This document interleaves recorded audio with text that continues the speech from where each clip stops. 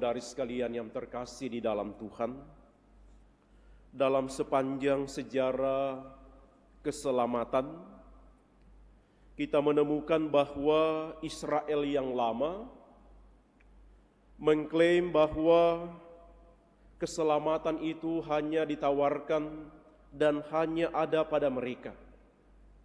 Bangsa-bangsa lain tidak ada keselamatan atau tidak mendapatkan keselamatan.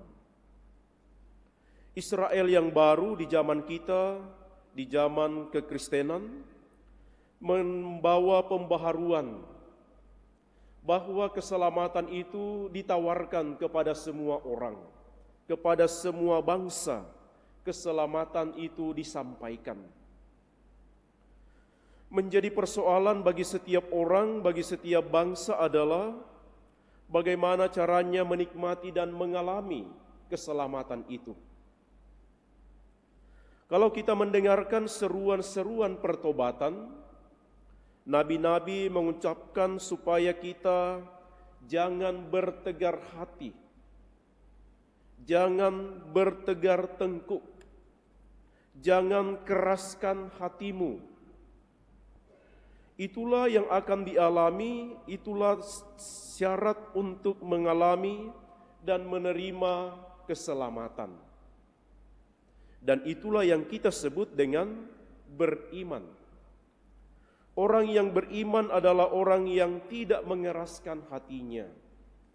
Orang yang beriman adalah orang yang tidak bertegar hati, tetapi ia akan melembutkan hatinya dan mengikuti apa yang dikehendaki oleh Allah. Naaman dalam bacaan pertama, kalau dia ingin sembuh, ia akan mengikuti nasihat Nabi Elisa. Ia akan menyesuaikan apa yang ada dalam hatinya dengan kehendak Nabi Elisa. Pergilah mandi di sungai Yordan, maka engkau akan sembuh. Dia ingin sembuh, maka ia harus menyesuaikan apa yang menjadi kehendak Elisa. Dibacakan tadi kita mendengar bahwa hatinya gusar. Masa dia hanya disuruh pergi mandi? Dia punya bayangan mestinya Nabi itu datang, menggerak-gerakkan tangan, menyampaikan. Itulah yang menurut kehendak Naaman. Tetapi kehendak Nabi Elisa adalah, pergilah mandi, maka engkau akan sembuh. Orang beriman adalah orang yang menyesuaikan seluruh kehendak hatinya dengan kehendak Allah, maka akan membawa keselamatan kepadanya. Orang-orang yang mendengar Yesus dalam bacaan Injil hari ini, dikatakan mereka tidak menerima bahwa Yesus itu adalah seorang putra Allah. Bahwa Yesus itu adalah nabi yang datang untuk membawa penyelamatan. Tetapi orang-orang yang ada di situ dikatakan menolak dan tidak menerima dia. Saudara-saudari, mari kita mohon dalam perayaan Ekaristi ini, pada minggu pekan Prapaskah ketiga ini, kita menjadi orang-orang yang beriman.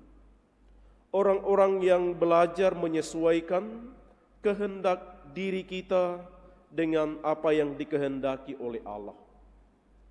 Kita mau mengalami apa yang kita rindukan, yaitu keselamatan, dan itu hanya bisa terjadi kalau kita menjadi orang-orang yang tidak berkeras hati, tetapi selalu mengikuti apa yang dikehendaki Allah, dan itulah yang akan menghantar kita kepada keselamatan.